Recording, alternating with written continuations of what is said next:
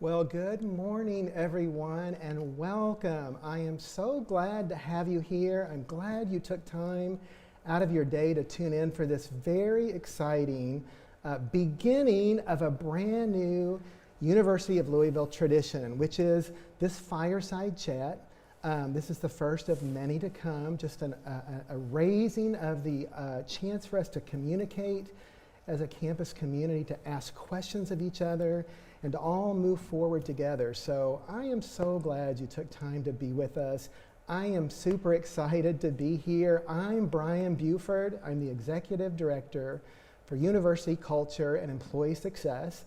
I work at the Employee Success Center, and we are really proud to be partners today with the President and with others who have put this important event together to be here with you all. So welcome. Before I explain the format and where the content came from, let me just first take a moment to welcome our guests here. With us today, our University President, Dr. Kim Schatzel. Thanks, welcome. Brian. Great to be here. So good. Thank you for doing this. It's really exciting. Our interim University Provost, Dr. Gerry Bradley. Good to have you here. Favorite Provost. Glad to have you here. Always good to be here with you. And Executive Vice President for Finance and Administration, Dan Durbin. Good morning. Dan. Great to have you. Thank you. We have a lot to get to, you all. Let me tell our folks here that this is a true collaboration. This comes together because you all asked great questions and submitted those over the past several weeks.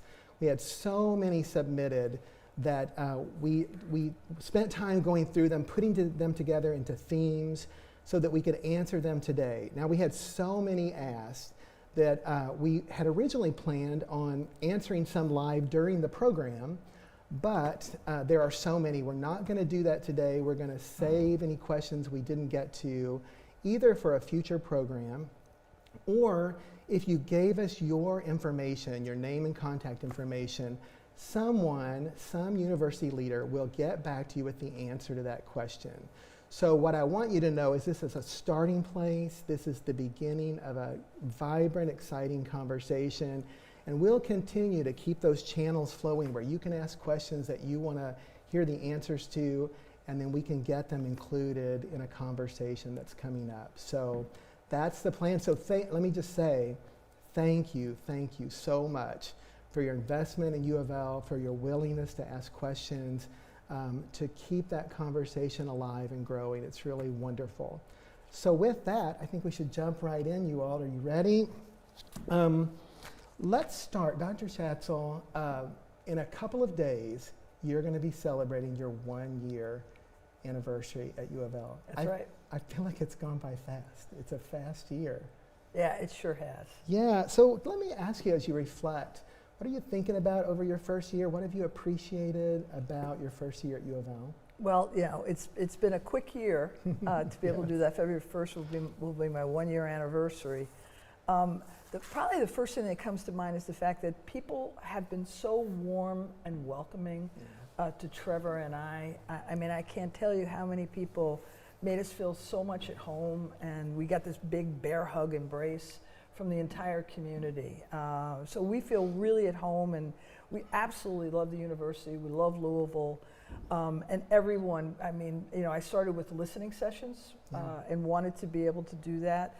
We had almost 40 listening sessions, almost 1,300 people that took time, faculty, staff, students, alumni, business community members in Frankfurt, legislators, as well as in DC. And the one thing that I found was the fact of how engaged everybody was and the absolute passion that people have for this university. I can't tell you how many people, particularly alums, said to me, often with tears in their eyes, in the fact that they wouldn't be where they are today without the University of Louisville.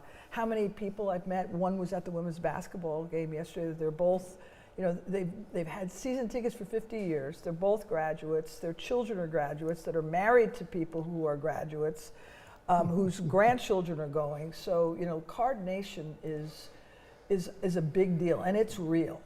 The passion that people feel for this university is incredibly strong, and Trevor and I just feel really blessed to be a part of the community.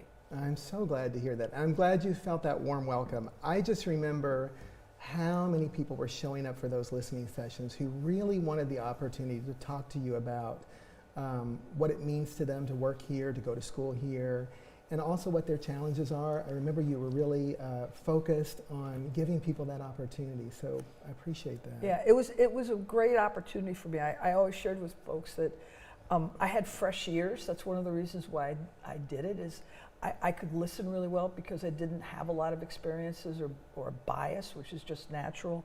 So I learned a lot, and so I am just so grateful to everyone that participated. And I just want to express, Trevor's on my behalf, our appreciation for everybody reaching out and making us feel such a part of this wonderful community. And as I told people many times, the fact that you're stuck with me, and that was one of the things that came out of the listening sessions was stability. Yes. Was people want to be able to have stability in the leadership team, and as I like to say, you're stuck with me. Yes. We've fallen in love, and the kind of work that we need to do and the type of things we need to accomplish won't get done in 3 months, 6 months, or a year, but I can promise the fact that I'm committed to this community.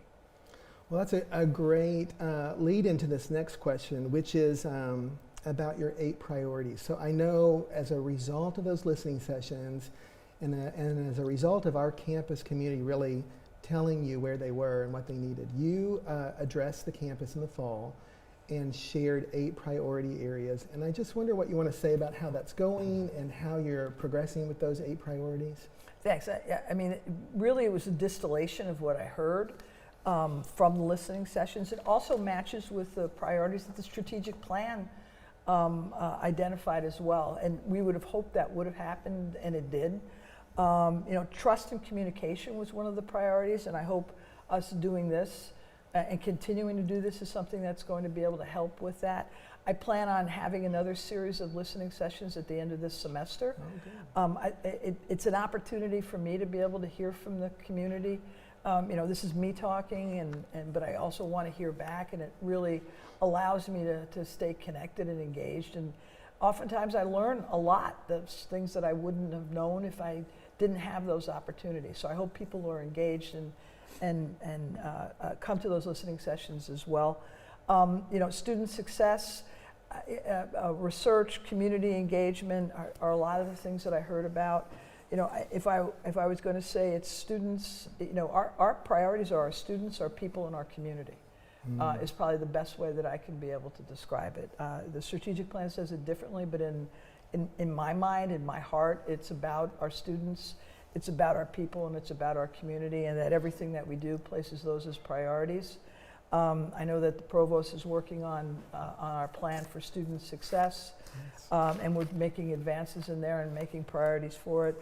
When it comes to our people, the compensation study has been something that, right out of the box, people shared with me their frustrations around the progress that we had made about it.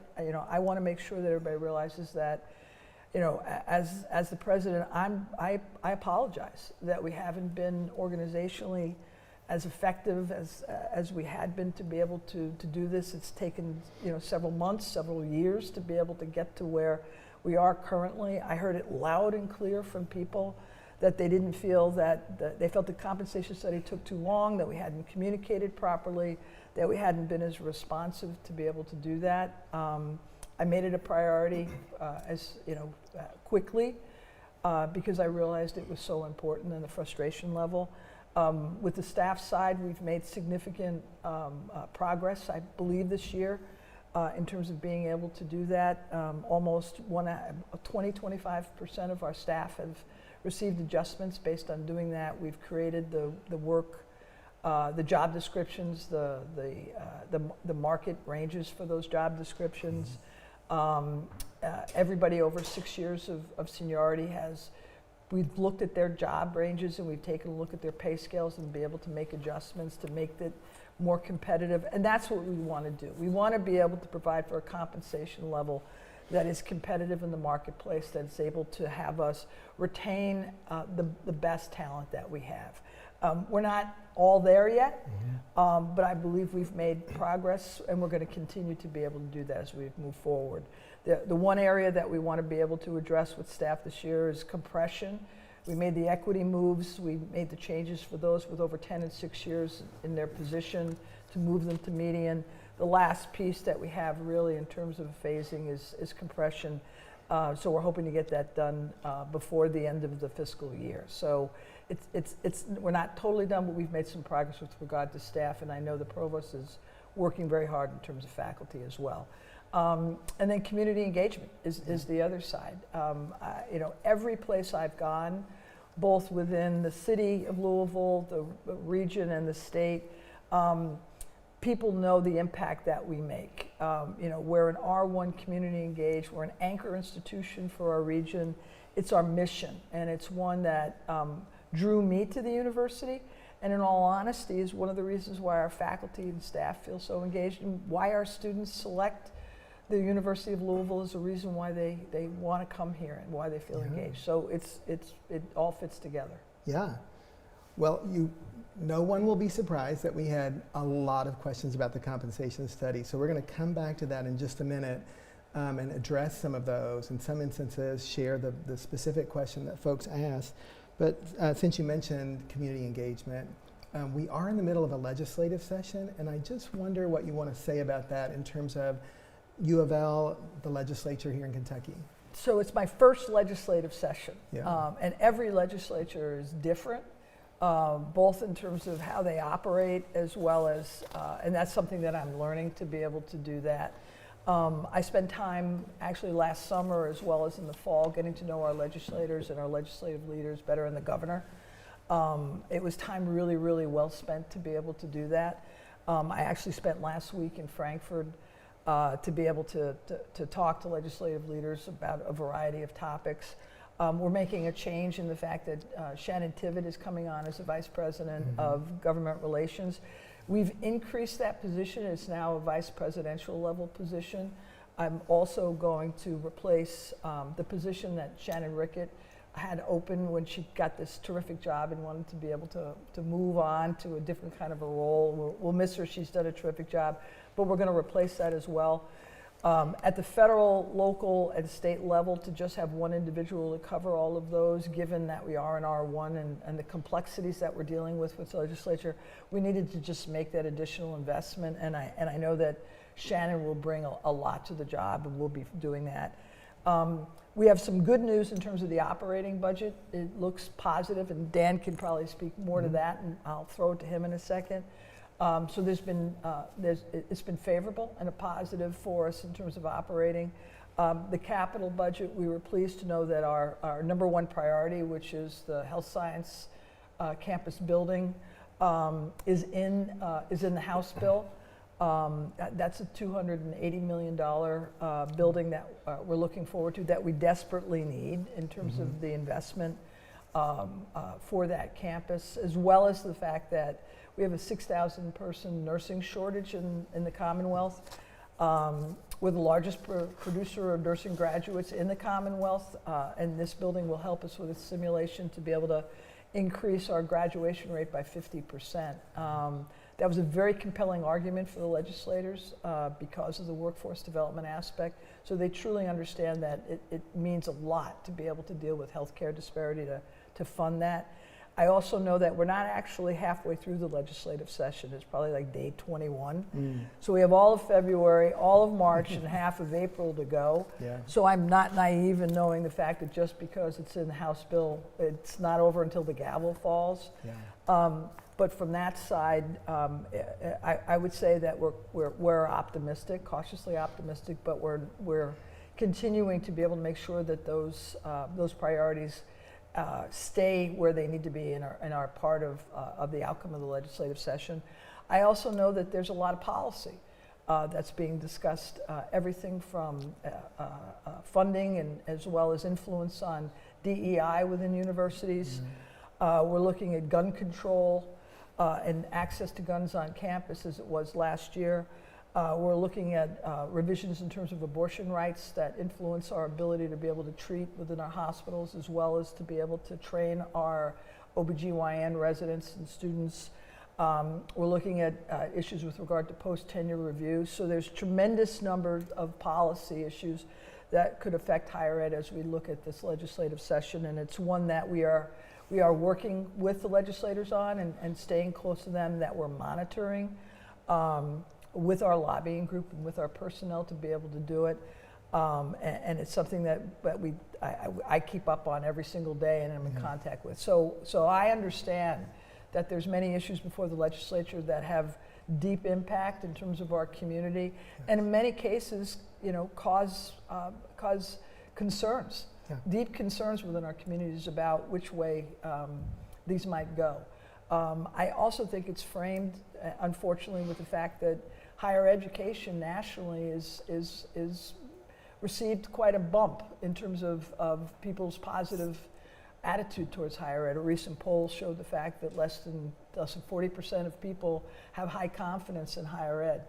I don't think we tell our story good enough, and it's one of the things that I'm attempting to do at the legislature, is talk about what higher education does in terms of unemployment, in terms of the impact, in terms of workforce development, in terms of people who have college educations vote more, they're more civically engaged, and across the board, the kind of impact that we have. So, I'm deeply involved in the legislative session, as is the provost, Dan as well. So we have a whole team in place to be able to do it, and it's a daily occurrence. And I just want to let people know the fact that we're watching it from a budget as well as a policy standpoint, and making sure that we do the best that we can to be able to advance our positions with it.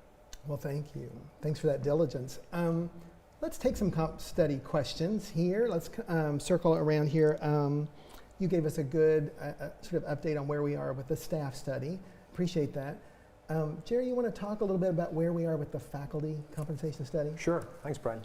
Well, as the President alluded to, we learned a lot from the staff compensation study, and when we approached the faculty compensation study, there are really 3 phases to it. Phase 1 is going to happen starting in February, and that's meeting of stakeholders. So essentially, I'm going to come before Faculty Senate, and that's scheduled for February 7th, and Siegel are coming in as well, and they're going to talk about the methodology that was used and the approach, the complete approach around compensation.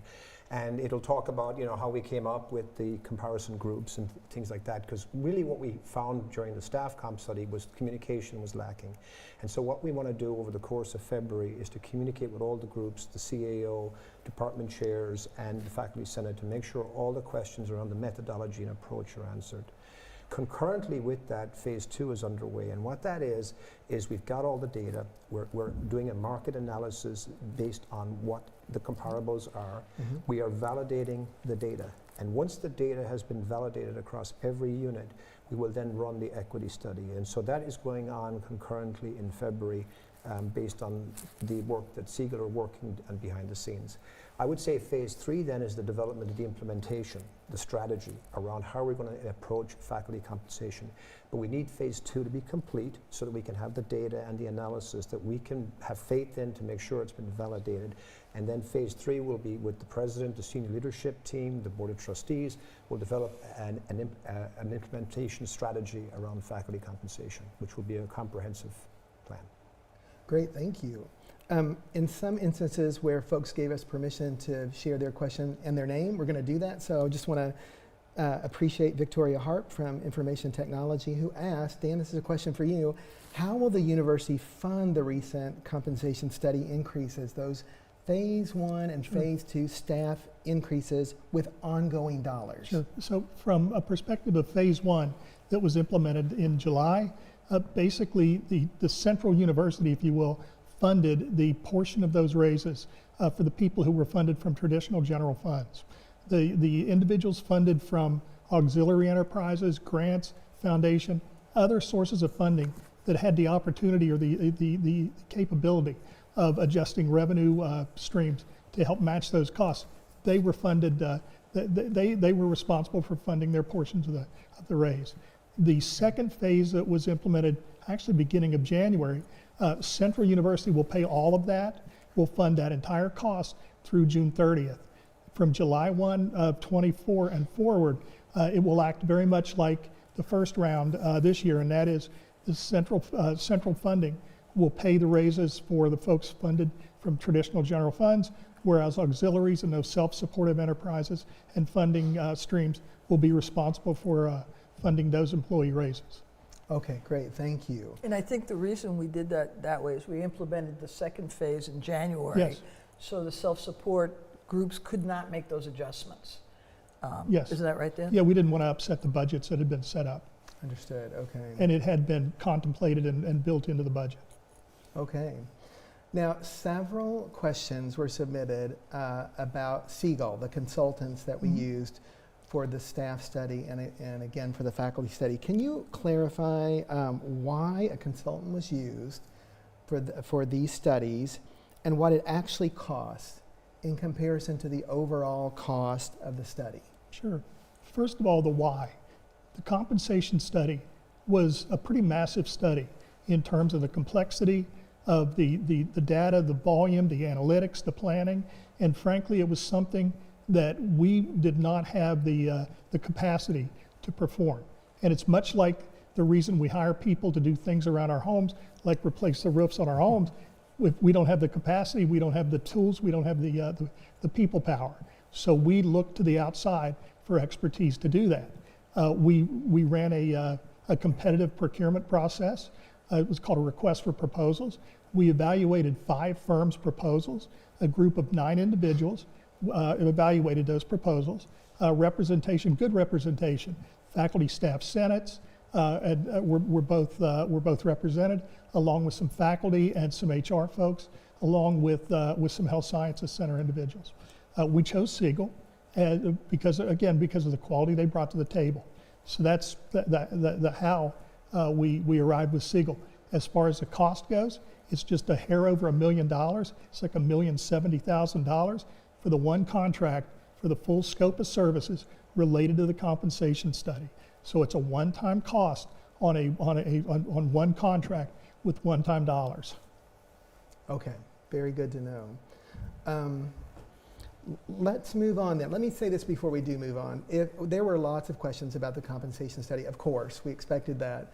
And I want to just make sure that people know that on HR's compensation study website, there are answers to commonly asked questions. We went back through and matched your questions with the FAQs that are on that website. So it's another place to continue to go back to. We continually revisit that, update them. So for other questions about the compensation study, that's a good first stop. And of course, if you asked a question and gave us your name, we will have someone get back with you as well. So let's move on and talk a little bit about messaging. President Schatzel, you know, our past few presidents have had their own different approaches to how they communicate, kind of their style from that. And we had questions from folks about that for you, including folks like Calvin Silver, who's a student employee in the university libraries, Amanda Forstein in housing and resident student experience, asked about your style of communication and how you plan to communicate with the campus community when they are both on campus and maybe national or other kinds of events. That's a great question. As we all know, it's very, very difficult to be able to communicate effectively from a perspective, particularly when it comes to geopolitical issues, because of the fact that we see how quickly in many of these issues the world is evolving. I can commit the fact that I do the best that I can to be able to manage through that. I hope that I communicate the fact that the one priority that we have as a campus is to make sure that everybody feels like they belong, that this is a place that people can feel like they can thrive, that they can prosper, that they can find a sense of community to be able to do that, and that they feel safe. And not just safe physically, but safe to be able to explore themselves, explore their possibilities, and to be able to take risks about their own development, both personally as well as professionally and intellectually, to be able to do that. We want to be able to have that happen. My style in terms of communication, you know, one of the things that I've talked about is the fact that I'm not a statement person, I guess is the best way to be able to do it. And many of the reasons why I say that is the fact that I've learned that this campus really likes presidential statements. other campuses have different types of venues. One of the things that I want to do is be transparent in terms of information. So if I was going to say one of the things that I want to advance as a president is the fact that I want to have more situations like this. I want to be able to have not just myself, but my leaders of the leadership team that people can get to know, that we can ask questions that hopefully we can be able to answer. Not all the time can we get it in a space like this, but we can have the FAQs. We've done not the best job informing our supervisors. That's became crystal clear to me with regard to the listening sessions. So communication just doesn't come from me. Communication comes from so many different levels. And that's an area that I really feel like we need to be able to put a lot of diligence in. And I know that you've worked, Brian, with a lot of the supervisors to be able to act on that. And it's an area that I hope that we really continue. As I said, I want to have more listening sessions later this spring. Perhaps we'll be able to live stream them, because people told me that sometimes we didn't do that the last time, and people told me that they couldn't get there, or it was they had a class, or they had to teach, or it wasn't able to participate. So it might be the opportunity that we can live stream those listening sessions so people can all tap in. So I really view communication as a two-way street. So to be able to have the questions that we receive, to have those listening sessions, I just think that we can become more effective. And communication and transparency is critical, because with that brings trust and confidence. So it's something that I know that I, as a leader, and my leadership team know that we have to be able to work on. And I just really appreciate all the support that everybody's given in order to move in that direction. There's more to come. I think we're all not satisfied yet, but trust me, I've heard what people have said, and communication is a priority. Yeah, I really appreciate that. Statements are one kind of communication, but this collaboration, this back and forth exchange, really tuning into what people are interested in knowing more about is also really important, isn't it? Appreciate it. So let's next talk about the university's budget. Lots of questions about the budget. And one of the major themes was thinking about how do we continue to thrive as a university financially. So one person's question was this: Dan, other than increasing enrollment, raising tuition, or the allocation of more money from state performance funding, what revenue streams does the university have that can be maximized to help the budget? Well, first, let me extend my sincere appreciation for the question. Yeah. I firmly believe that our budget, the budget of the university, impacts each and every individual on this campus. And conversely, each and every individual on this campus can impact the budget. So it's a two-way street. And in terms of the question, I would submit there's a couple things. First of which is 2/3 of every unrestricted dollar we spend on this campus comes from student tuition and fees. 2/3. That's significant. So that means we have to be laser focused on recruitment, retention, student success, and even after the student leaves the university, by staying connected with those students through the alumni activities. So any of our activities to increase enrollment or maintain enrollment, increase enrollment, and the success of the students helps us not only on campus, but also with the state performance funding model, because there's also an external influence that those enrollment activities can have. The other piece that I'd mention is also the expense side. We have revenues that come in, but it's how do we spend those revenues? Let's make sure that we spend those revenues in the most efficient way possible that adds value to the educational experience and the student experience while those students are here. Yeah. So Dan, another person asked, under prior leadership, the budget model changed, and for some units, the base that was established was based on enrollment that had peaked pre-pandemic. Any consideration to revisiting that budget model to reset the baseline for unit budgets? Actually, we have a group called the University Budget Planning and Monitoring Committee that looks at that budget model each and every year. And about this time last year, they faced that very same question. And we installed or put into place a provision to help colleges who were struggling with enrollment. It's basically an allocation of funds from the model to the provost's office that helps the colleges who are experiencing some enrollment challenges to help them bridge the gap until we find a solution to help bring them back to where we'd like them to be and where they'd like to be. So that fix to address that, frankly, is already in place, and it's working as designed. A couple of schools have been allocated funds from those dollars at the beginning of the year, and we're starting to see the results of those. Oh, good. A related question here. There have not been merit-based salary increases for faculty or staff in some years.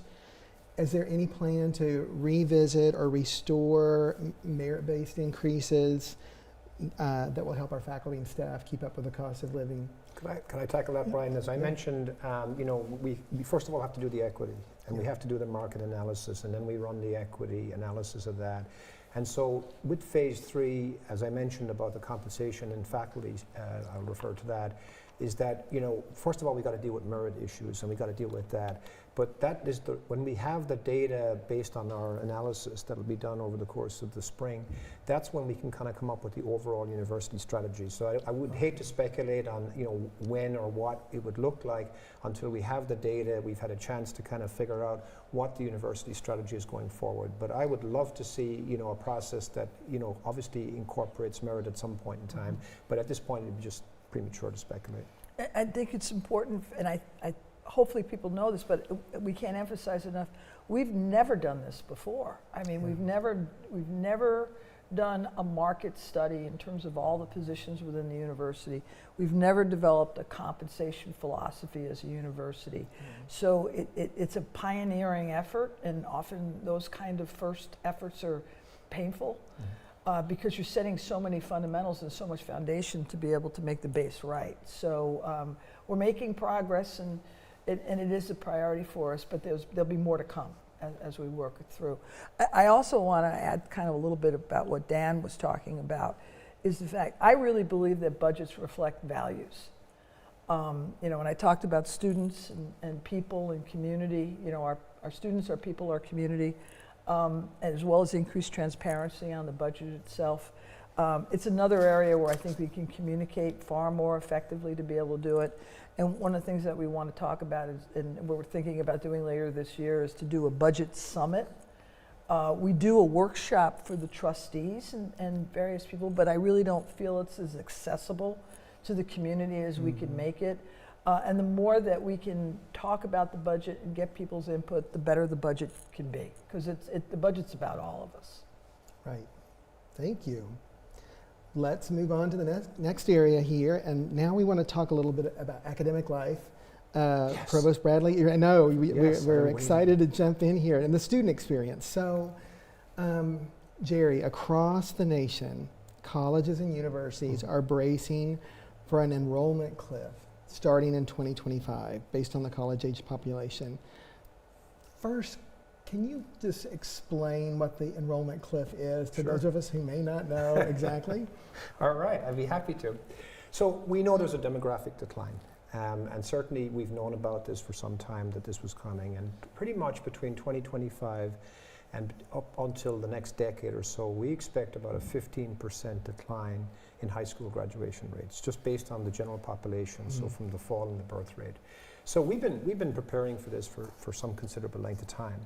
I also would point out that there are other things that we have to be aware of, and that is the declining interest, shall we say, in higher education in general. We've seen all of this in the media and the press about the value of higher education.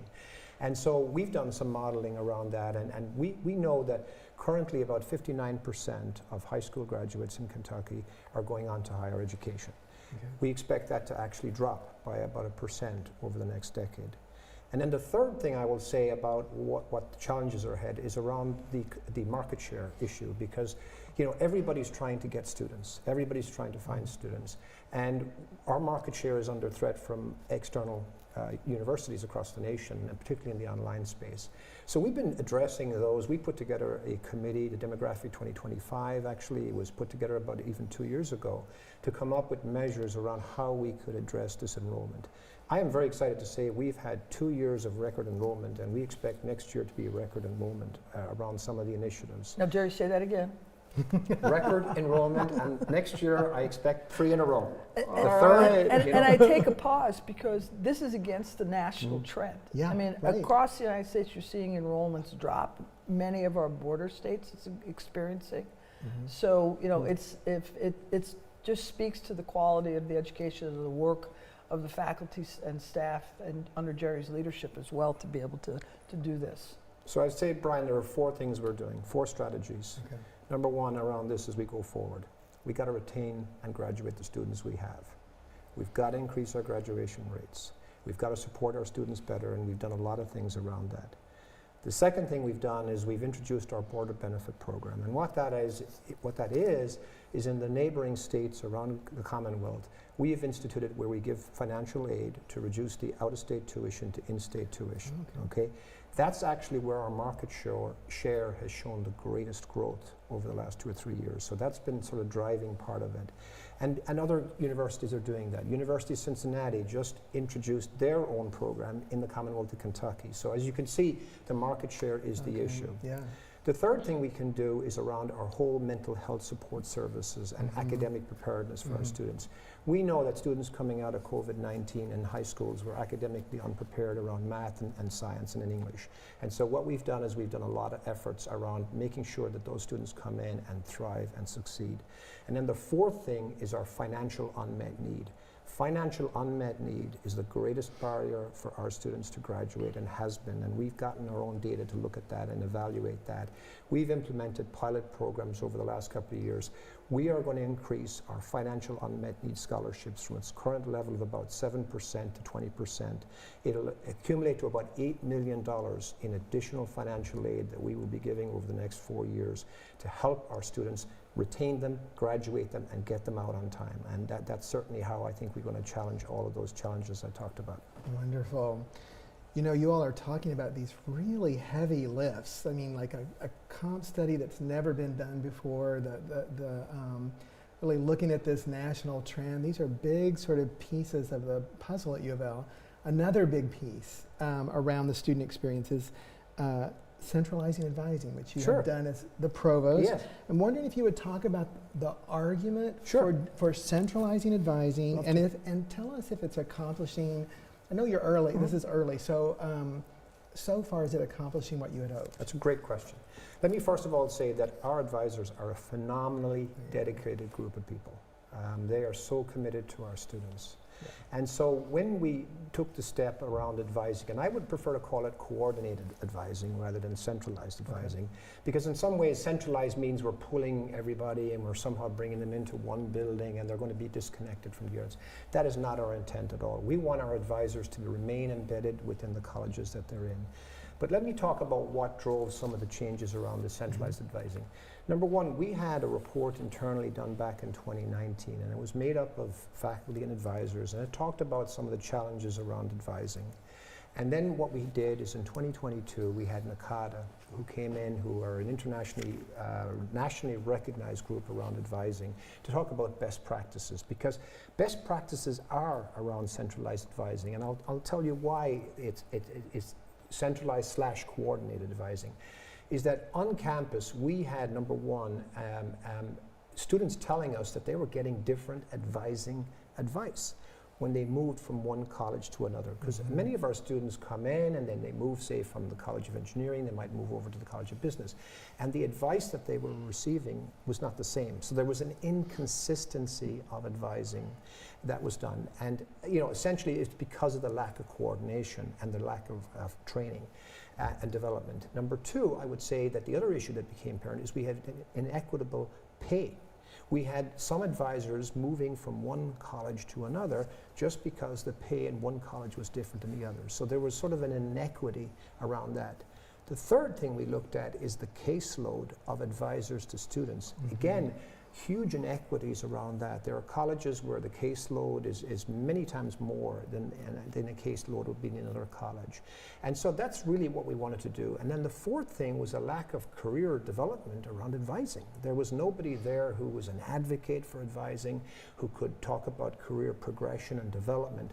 And one of the things of the comp study is, I mean, this gets forgotten because it's all about, we talk about pay all the time.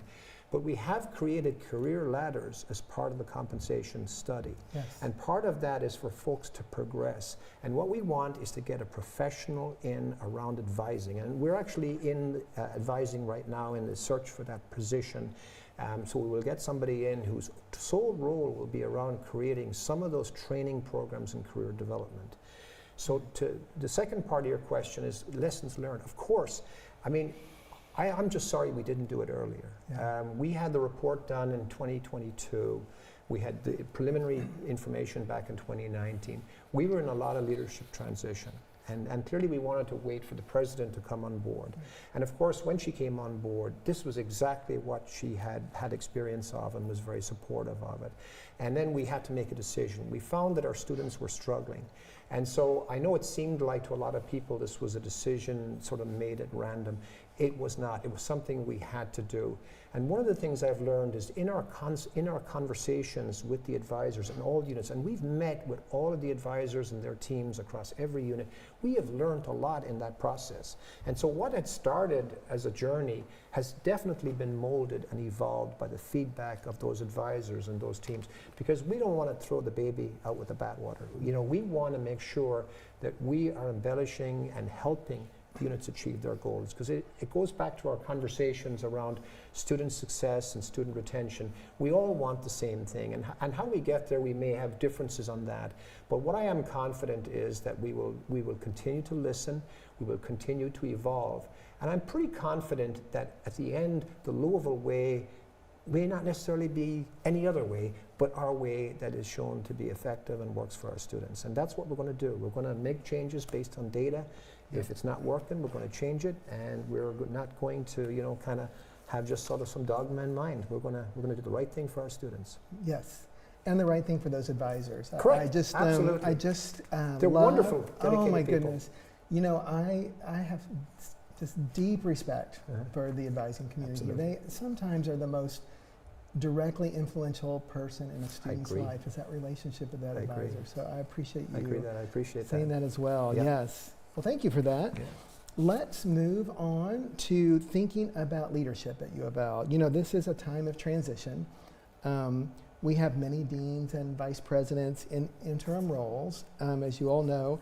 And so let's talk about some of those. And maybe to start with, would you just talk a little bit, President Schatzel, about the plan for that role that has been combined in the past, the School of Medicine Dean and the Executive Vice President for Health Affairs? Those are very big roles, and they've been held by one person in the past. Do you want to say anything about your thoughts going forward? Yeah, so, you know, as we know, Tony Gansel retired shortly after I came on board, despite my best efforts to convince her to be able to stay a bit longer, to be able to do it. So if Tony's watching, you know, cheers, Tony, to be able to do that. So she had a remarkable career. And when it came to taking a look at the individual that we wanted to step into that leadership role, one of the things that I did was learn the history of it. And what I learned is that we had multiple models. There was a School of Medicine Dean, and there was a separate EVP of Health Affairs. Right. There was a School of Medicine Dean combined with an EVP. There was a School of Medicine Dean with a VP. So there was multiple models that I wanted to be able to understand more about. It also was the fact that those models in the past were driven by organizations where, you know, we didn't have UofL Health, that we had various hospitals, that we had ULP, the physician's practice, report differently. So understanding what the structures were that we were looking at in 2024 was important to take a look at what kind of leader that we needed. You know, we have, in my mind, a tremendous opportunity with UofL Health. We all know that, you know, almost 4 years ago, UofL Health was created, and it was UofL Health was created out of a financial crisis, in all honesty.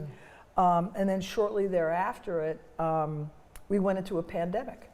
So for 3.5 years, almost 4 years, UofL Health was dealing with, you know, unbelievable stress in terms of its organizational structure and its people, to be able to manage through those two, you know, once in a lifetime, kind of situations for an organizational culture to be able to manage through. But now we're here today. And it's probably right about now that UofL Health is kind of coming up for air. I sit on the board of UofL Health, and actually this past January I'm now the board chair. So I've assumed the role of board chair for UofL Health, and I've spent the last year getting to know Tom Miller, all the people that are there, all the heads of the hospitals, his leadership team, and it's a great group of folks that we are really, really blessed to be partnering with. So it came to the question of what do we do next? I always describe UofL Health and UofL as like bacon and eggs on a plate. They're together on a single plate, but they're separate, and we have to do more than that. So we did two things. One was Tom and I got a consulting group come in to be able to take a look at the alignment of the university and the hospital system from a strategic perspective. And we really hadn't done that because UofL Health was dealing with its own development and dealing with the pandemic. So now is the right time to do that. And we're going to get the final report on that, and it's going tremendously well. And Jeff Bumpus has led that effort for us. We also take a look at what organization do we want to be able to have, and what type of organizational leader do we need to have in terms of the School of Medicine and this EVP position. We hired the search firm to be able to do that. It's Korn Ferry. One of the first things that I asked them to do is, what should we have? Do a national scan, and we take a look at a university like ours and a health system like UofL Health. What are some of the best practices that should inform that? And there's no right answer, but it became very, very obvious that what we wanted to do to be able to do the best organizationally as well as attract the best leader was to be able to, one is elevate that position to an EVP role. It had been a VP role. So it is a School of Medicine dean and an executive vice president for health affairs. They will act not just as a School of Medicine dean, which is a big job just in and of itself, but they'll coordinate the activities of the health sciences campus. The other deans will report to the provost, but in the role of that, they will also be the point person for UofL Health. So when we're talking about the relationship with UofL Health and what it's going to do in 5 or 6 years, both from a clinical educational as well as research perspective, this individual will lead that dialogue and lead the leadership teams to be able to do that.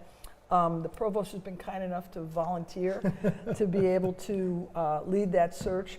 The position will be an EVP. It will be third in control of the university. So after myself and the provost, this person would step in. We're really excited about the interest already that's been shown around it, and we're looking to have that position filled by the end of this semester to be able to bring this individual on. So I'm really excited about it. Oh, that's wonderful. Do you want to speak to any of those other interim VP roles? I know the Vice President for HR is a really critical role. Absolutely. So that's a real critical role for us. So we've kicked off a search for that as well, and our plan is to have that filled by the end of the year. We want to get that individual in because of the fact, okay, we're dealing with the compensation study, we're dealing with Workday coming in, and being implemented. I don't like to have an organization not have a leader for a long period of time to be able to do that. Angela Curry is leading that search. We hired somebody from the registry to be able to do that, and Jackie's doing a great job filling in as an interim in that space, brings a lot of experience in terms of HR, and those positions are, you need people with tremendous professional experience to be able to step in. So we should, the plan is to have that position filled by the end of this semester, and Angela has kicked off the search committee for that, and we're moving along with that. So 2 big hires. Wonderful, wonderful. Gerry, do you want to say anything about dean searches? Sure. Yeah, well, we're very excited with Katie Cardarelli is coming into the School of Public Health and Information Sciences, and she'll be starting in April, so we're really excited. So she's our latest recruit. As you know, Dana Taron joined us in Arts and Sciences. John Miller, just 2 incredible hires. They've really hit the ground running, and I can't say enough about how exciting and how excited I am to have them on our Dean's leadership team. We've got a couple of searches underway. Right now, our Chief Information Officer search is underway, which is a Vice Provost role. that reports to the provost. And right now we are actually in our semi-finalist stage. We should have finalists coming on within the next week or two. We're reaching the finalist stage in the School of Nursing. We're expecting our finalists to come in the week after next, and so we will have those finalists joining us as well. And we just kicked off the College of Education and Human Development. We just literally charged the committee about 2 weeks ago, and they're up and running. And the School of Medicine, clearly, President and I just met with the committee on Friday, and so they are up and running, and we're excited. Actually, the position went live today, so if anybody wants to apply, it's out there on the Corn Ferry website. So we're really excited about that. And with the College of Business, we have an interim dean. The plan is in the spring, late spring, we'll start beginning the search for that. And so, yeah, we've got a lot going on, but we've gotten such great people in. I mean, obviously, Melanie Jacobs joined us from the law school way back, in the spring of last year. So, we've gotten some incredible candidates. We've got some great deans in, so I'm very optimistic and excited about the future. I know you all will be eager to have all those folks in place. Right. And we had Brett Piper, who joined us this last year as Vice President of Development. And really we have not had somebody in a VP of Development role for a long time, for quite a number of years. Yeah. So to have him come in and to bring his experience and his expertise into the role is important. Critically important. We're looking to launch a comprehensive campaign. It would be the first one in almost a decade that we've had. So, getting the leadership team in place and getting those compelling case stories to be able to, have donors be able to get excited about contributing and supporting the great work of our students, faculty, and staff is something I'm really looking forward to. Yes. Yes, absolutely. Well, thank you for that. Thinking about leadership and partnerships, we talked a little bit about the legislature, but I was thinking about here locally in Louisville. And I know you've built a strong relationship with our mayor here in the city. Do you want to talk a little bit about just how we partner here with the city of Louisville? Yeah, that's great. So the mayor and I started almost at the same time. That's right. So we're both, we both had are coming up. He just finished his 1 year anniversary. I'm coming up on mine. We just have a great relationship. I always tease the fact that we are the University of Louisville. And in fact, if you look at our history, we started as a city college. I mean, and then went to be the state side. But this is, our history is like the College of Charleston. It is like the City University of New York. So much of what we do is built around the fact of the city. One of the things we've talked about, though, is the opportunities that we have with Louisville are the same that we find across the state, particularly when it comes to access to quality health care, when it comes to working with workforce development. Anywhere you look, we can take what we do in Louisville and take it beyond into the Commonwealth, and we've spent a lot of time doing that. When it comes to the city itself and the partnership that we have, of course, the health sciences building in the LouMed district will be transformational, and we'll add a tremendous amount there. We're also looking to put an RFQ out for a research park. And that's really about taking a look at where we have certain spires of excellence within our research areas, and how does that match up with the industrial sectors that are within the Commonwealth itself. And they could be ones that are mature, or it could be ones that are emerging. And how do we define a strategy around that to be able to build a research park that will be able to attract firms to be able to locate here?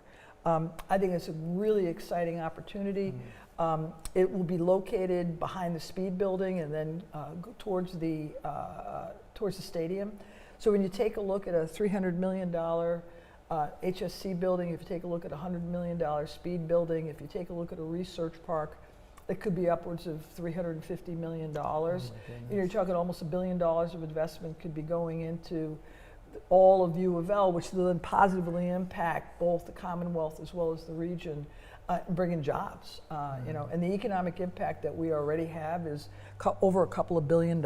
If you combine UofL Health and UofL, we're the largest employer in the city of Louisville and one of the top 5 in the state. It's a message that I bring to the legislators every time I can in terms of the impact that we have. So we really look forward to partnering with the mayor You know, I sat on their economic development task force in terms of development of that plan, and you know, anchor institutions mean a lot. You know, great cities often have great universities, and you know, we are a great university, and look forward to partnering with the city and with the mayor in terms of the next steps in the future of the city. Yes. Dr. Schatzel, year one is almost over, a couple of days. Tell me what you're excited about for year two. I mean, we've talked about a lot of things here, so a lot of things in the works, but how do you think about your second year as president? You know, the first year was a bit of a whirlwind, but that's what I expected. I was a president for 7 years before coming here, so I knew my first year was building relationships, getting to know people, people getting to know me, and that's what I spent most of my time doing, was trying to understand everybody that's a member of our community. And as I said, I came away feeling that I'm truly blessed to be here, and just have fallen in love with the university as well as the community. The next year is really implementation of the plans that we have. You know, every day we work hard to be able to support our students, our faculty, our staff, and our community. But a lot of times the type of work that we have to do takes months, if not a couple of years, if not 3 or 4 years to move forward. These are, I always describe those as the big boulders that you have to push uphill to really make what we want to do. You know, the provost was talking about student success. You know, our graduation rate is in the low 60s. We want it to be in the high 70s. We have anywhere from a 5 to 10% completion gap between our Pell eligible, our Black and Latinx students, and that's just completely not acceptable. And we've focused our efforts to be able to do that, and all the work that's going. I am confident we've already seen significant changes in terms of the statistics there. When I take a look at the budget, to be able to take a look at priorities, to be able to make sure that our budget reflects our values, and to increase the transparency of that.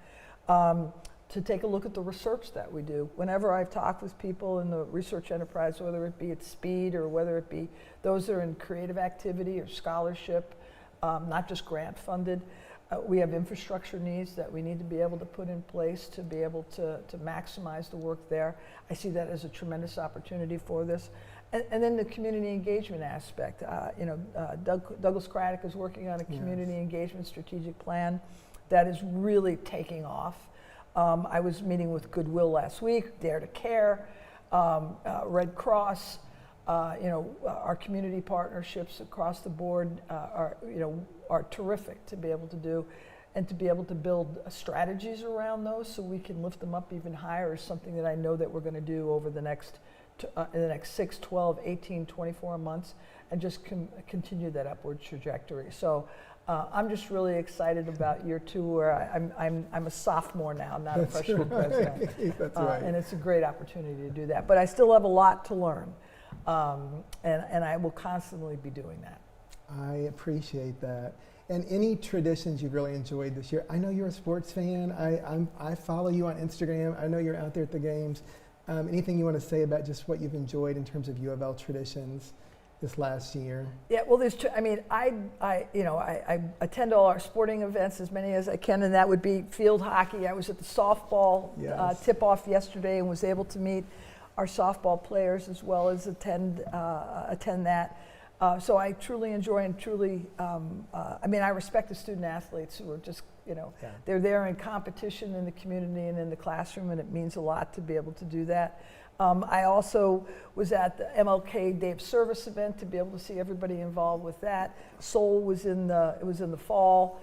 To be able, the marching band is, as I hope the marching band knows, I love the band, to be able to appreciate that. So the cultural sides of what we're doing, I want to spend more time on that. So the amount that we do as a community and where I spend my time is really important, and there's just not enough hours in the day to be able to do it. But I've really spent a lot of time getting to know our students, getting to know our staff, and hopefully our faculty, going to the research enterprises, going through to be able to see the kind of remarkable research that we do, being able to experience the performances of our students and our faculty, the faculty gala. If those haven't gone to the fall faculty gala with the School of Music. I got to tell you, it is just unbelievable to be Yes. able to be a part of. There's a play coming up that I'll be attending. There's a lot going on at the University of Louisville, and I just take it all in to be able to do it. It is absolutely a privilege for me to be a part of this institution. Well, we are so glad to have you. Congratulations on your first year. I want to say thank you to each of you. Thank you for this opportunity to engage with the campus community. Gerry, President Schatzel, Dan, appreciate you being here and just so thoughtful about these questions. I also just want to say to folks as we are winding down here that I know we didn't get to answer every single question, but just remember, again, this is the beginning of a new tradition, an exciting new conversation that we can have. So we will hold on to your questions. We may answer them again in the next gathering that we have, the next conversation. Also, just a reminder that someone will get back to you if you provided us information so that we can respond to your questions. And then I want to say, just with my colleagues here on the stage, how deeply appreciated you are. That, it really takes every single one of us to make the campus a successful place. And the contributions that each person makes here matter and are important. So I want to say thank you. I want to thank you for engaging and helping make this a really successful experience. Thank you again, everyone. Enjoy the rest of your day. Thank you, Brian. Thank you, Brian. Thank you. Thank you, Brian. Thank you Thank so you, much. everyone.